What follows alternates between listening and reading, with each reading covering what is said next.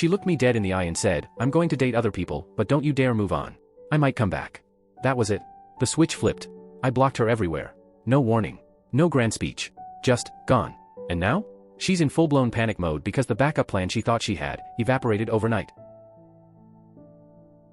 3 years with Brooke had felt like building something real. You know, the kind of relationship where you don't just talk about dinner plans, you talk about mortgages, savings, and whether the guest room should have a fold-out couch or a proper bed.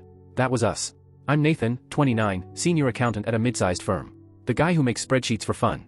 Yeah, I'm that dude who actually gets excited about comparing mortgage rates and mapping out weekend trips 6 months in advance. When Brooke and I first met, she was working as a marketing coordinator at a small local agency. She loved it, planning campaigns for mom-and-pop restaurants, community events, charity drives. She was grounded, warm, and excited about making a difference. But then came Zenith Creative. This glossy, high-rise agency downtown, dripping with luxury accounts and startup money. Within 2 weeks of landing the job, Brooke wasn't the same person. Gone were the cardigans and flats, suddenly it was crop tops, designer jeans, and networking dinners that looked a lot like parties. And it wasn't just her closet that changed, her language did, too. Phrases like authentic brand experience and disruptive creative solutions started slipping into dinner conversations. But the thing that stung? The way she started talking about us. Like we were outdated software, something reliable, but obsolete. She'd scroll through her coworkers' Instagram stories, showing me boozy brunches and Napa Valley getaways, sighing, "Everyone at work is so free-spirited. They don't limit themselves to just one person forever."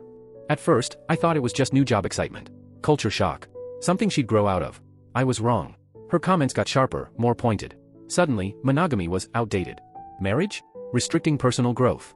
And when I suggested we look at condos or plan a quick weekend away, she'd roll her eyes and say, "God, Nathan, you're always planning something. Can't we just see where life takes us?" Turns out, life was taking her straight into Derek Morrison's orbit, her new boss.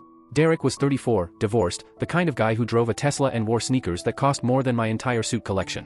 He had that whole entrepreneur disruptor vibe. The type who thought brunch was a lifestyle and dating was a sport.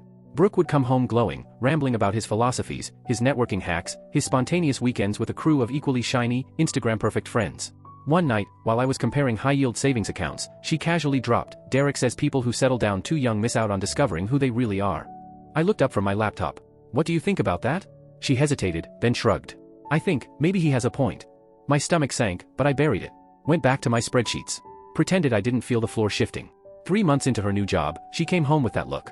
You know the look, the one where you already know something's about to detonate. She sat at the kitchen table, the same one where we'd planned our future, and said the words that made everything unravel, "We need to talk." I closed my laptop. "Okay. What's going on?" Her voice was steady, rehearsed. "I think we should explore being more open." I asked, even though I already knew. "Open how?" "I want to date around. Experience life."